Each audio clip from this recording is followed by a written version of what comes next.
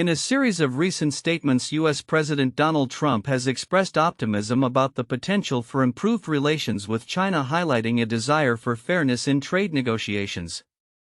Speaking at the World Economic Forum, Trump characterized his relationship with Chinese President Xi Jinping as great, indicating a readiness to collaborate on economic issues. "All we want is fairness. We just want a level playing field," Trump stated, emphasizing his continued admiration for Xi, underscoring his tough stance on trade with Beijing. The Chinese government has responded to Trump's remarks with a commitment to maintain open lines of communication. China's Ministry of Commerce reiterated its willingness to work towards a stable and mutually beneficial economic relationship with spokesperson He Yadong, stating China is willing to work with the U.S. to push bilateral economic and trade relations in a stable, healthy, and sustainable direction. Market reactions to Trump's comments have been notable. Following his announcement about the potential tariff increase, China's CSI 300 index rose nearly 1%, while the value of the offshore yuan climbed to its strongest level since late November. This indicates that investors are cautiously optimistic about the possibility of a negotiated settlement despite the looming threat of increased tariffs.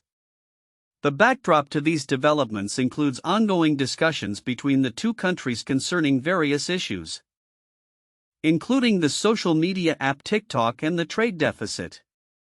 Trump has leveraged the TikTok situation as part of his negotiations, suggesting that U.S. investors should hold a significant stake in the platform if it is to continue operating in the United States. His administration has previously issued a temporary reprieve from a ban on the app, which reflects the intertwining of tech and trade issues in U.S.-China relations. Moreover, Trump has expressed hopes that China could play a role in resolving the ongoing conflict between Russia and Ukraine, acknowledging Beijing's influence over Moscow. While Trump stated hopefully China can help us stop the war with, in particular, Russia-Ukraine, the dynamics of international relations remain complex, especially as Xi Jinping has recently reaffirmed ties with Russian President Vladimir Putin. As President Trump settles into his new administration, the path forward with China remains uncertain. While his recent statements indicate a willingness to engage positively, the potential for conflict over tariffs and trade practices looms large. The coming weeks will likely be pivotal as the U.S. prepares to evaluate its trade stance and as both nations navigate their intricate economic and political relationship. Future developments will not only shape the U.S.-China dynamic but will also have significant implications for global trade and economic stability. As China grapples with a faltering economy and rising social discontent, the Communist Party's grip on public sentiment is being put to the test. Recent events, including a state announcement of a 5% GDP growth for 2024, have been met with skepticism and disbelief from the populace, particularly on social media platforms like Weibo. Comments such as "It feels unreal," "Everything around me seems so bleak," and "The folks at the Statistics Bureau worked hard" highlight a growing disconnect between government reports and the lived realities of ordinary citizens. This sentiment is exacerbated by high youth unemployment and a struggling property market, which have left many feeling disillusioned with the party's governance. In an effort to mitigate these concerns and reinforce the party's commitment to its citizens, President Xi Jinping has been making public appearances that emphasize the government's role in addressing socio-economic issues. On January 22, 2025, he visited Jiujiagu village in Liaoning province, which had been severely affected by flooding in the summer of 2024. During his visit, Xi engaged directly with villagers, inquiring about their losses and the effectiveness of government support in rebuilding their lives. Helping those affected by disasters is what the party and government should do, he stated, underscoring the narrative that the Communist Party remains a reliable ally in times of hardship. This engagement is not merely a public relations exercise, it reflects a broader strategy to reaffirm the party's legitimacy as it faces increasing scrutiny. Xi's approach, characterized by personalized interactions with distressed communities, aims to foster a narrative of resilience and recovery. "Your hopes are our hopes," he told villagers, reinforcing the idea that the party is responsive to the needs of the people. However, the effectiveness of these efforts in restoring faith in the Communist Party remains uncertain.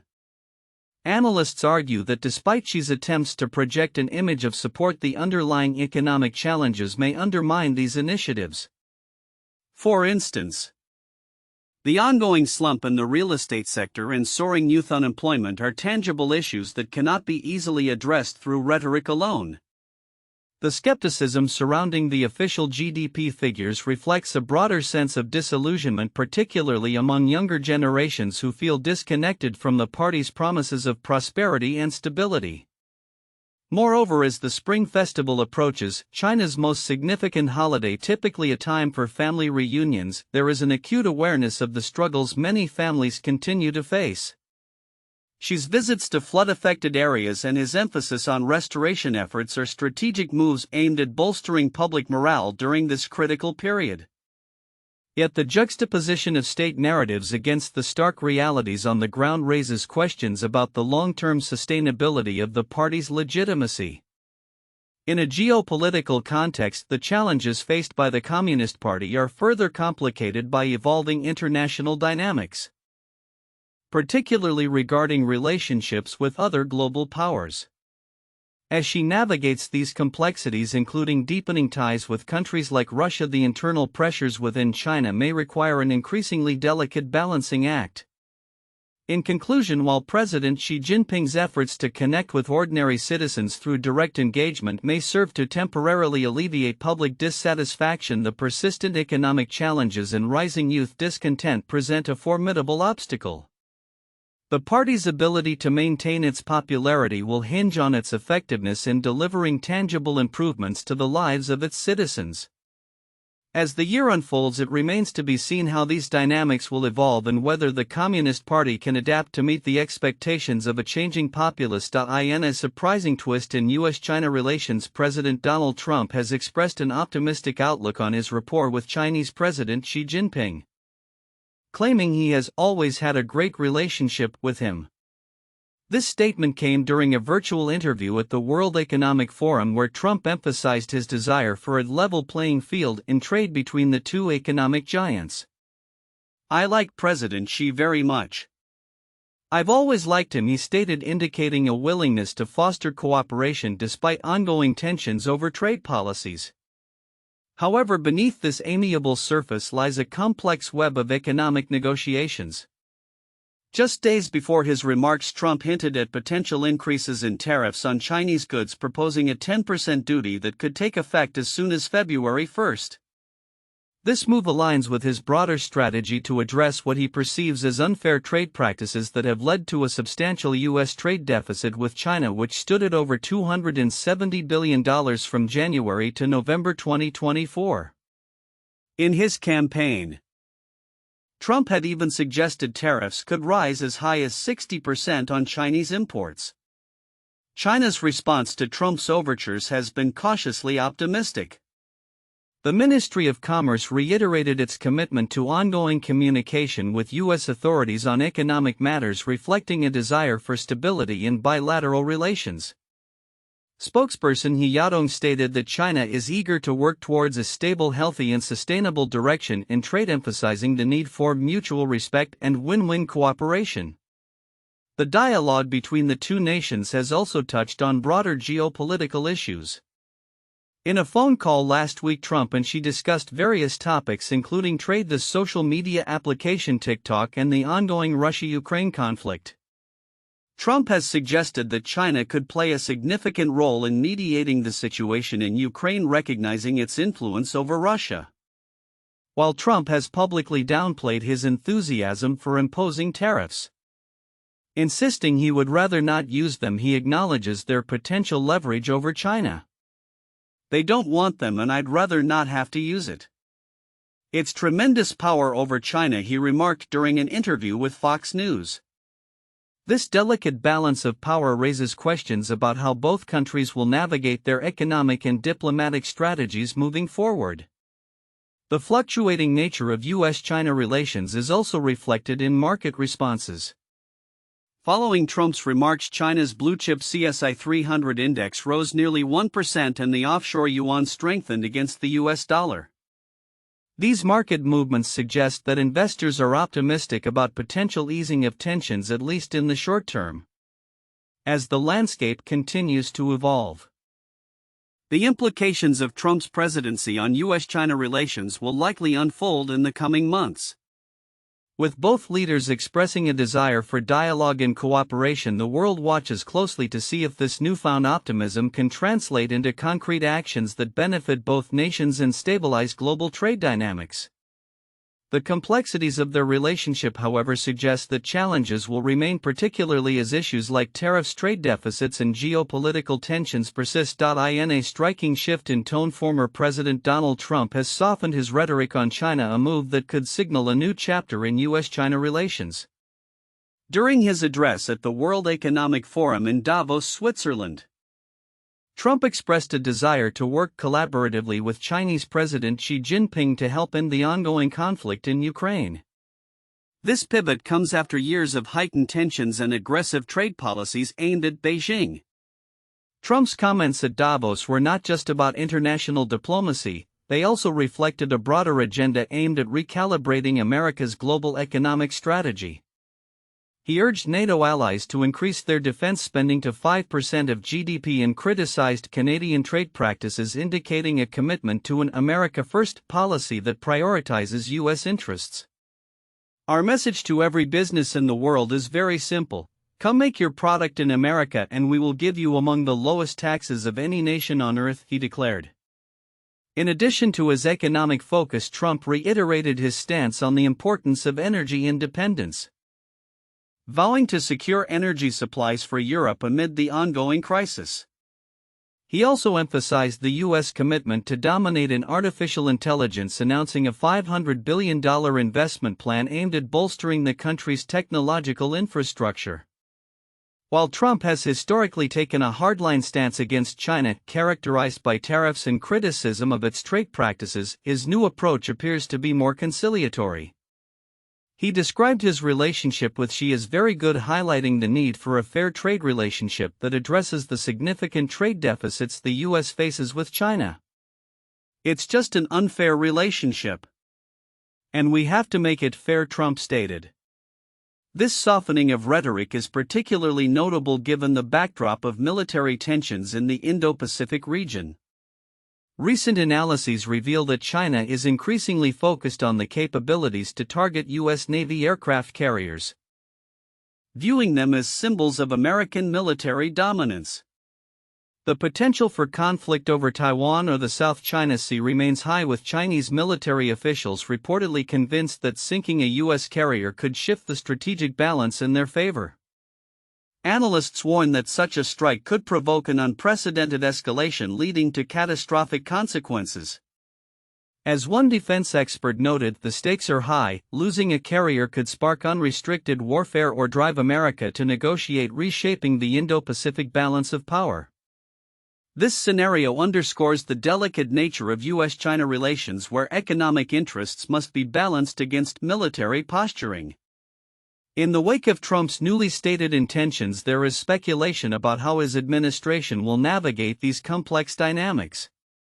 The pause in confrontational rhetoric may provide an opportunity to stabilize relations, but the underlying tensions and military capabilities on both sides remain significant concerns. As geopolitical landscapes continue to evolve, the world's eyes will be on the U.S. and China to see if this shift in dialogue can translate into meaningful diplomatic progress. The implications of Trump's approach could shape not only U.S.-China relations but also global stability in the coming years. Whether this newfound cooperation will endure or be overshadowed by conflict remains to be seen, but it is clear that the stakes are higher than ever. In a significant shift in Indonesia's foreign policy, President Prabowo Subianto has embraced membership in the BRICS economic bloc, marking the archipelago as the first Southeast Asian nation to join this influential group. This decision, announced earlier this month, has stirred discussions within Indonesia about its implications for the country's diplomatic stance and how it aligns with the long-standing free and active foreign policy doctrine.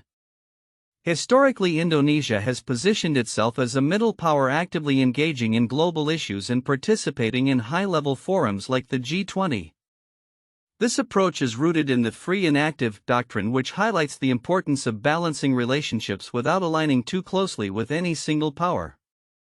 Former President Joko Widodo's administration exemplified this by prioritizing economic benefits in foreign relations, which led to a temporary postponement of Indonesia's BRICS membership application in 2023. However, under Prabowo's leadership, there has been a notable pivot towards seeking greater visibility and status on the international stage.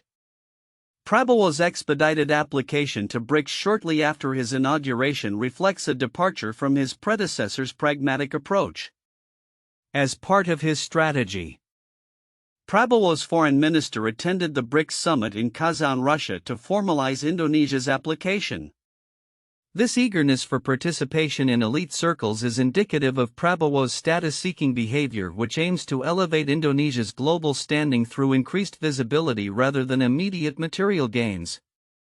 This mindset is further underlined by Prabowo's international engagements, including visits to both Beijing and Washington, which he aims to leverage as platforms for enhancing Indonesia's profile.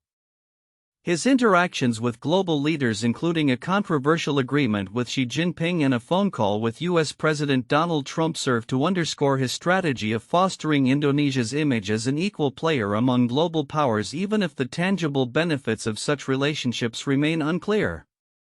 However, the pursuit of status raises critical questions about the efficacy and long-term sustainability of Indonesia's foreign policy direction. Critics argue that an overemphasis on prestige could lead to inconsistency in diplomatic relations, potentially alienating key partners. As tensions between the U.S. and China escalate, navigating these relationships will require careful diplomacy from Indonesia's officials to maintain a balanced stance. The BRICS membership, while symbolically significant, may complicate Indonesia's ability to critique or distance itself from China's actions, especially in light of growing concerns over China's geopolitical ambitions. Moreover, as Prabowo positions Indonesia within BRICS, there is a risk of overreach, wherein the desire for recognition could lead to missteps in foreign policy that might jeopardize Indonesia's relationships with Western nations. The challenge lies in balancing these competing pressures while ensuring that Indonesia's foreign policy remains attuned to the needs and aspirations of its populace. As Indonesia embarks on this new chapter, the implications of its BRICS membership will be closely monitored. The world stage continues to evolve, particularly with the impending dynamics of U.S.-China relations under Trump's administration. And Indonesia's ability to assert its interests without compromising its sovereignty will be paramount. The coming years will reveal whether Prabowo's approach can successfully elevate Indonesia's status, or if it will lead to pitfalls that necessitate a re-evaluation of the country's diplomatic strategies. The interplay between aspiration and pragmatism will define Indonesia's foreign policy trajectory as it seeks to navigate the complexities of a multipolar world.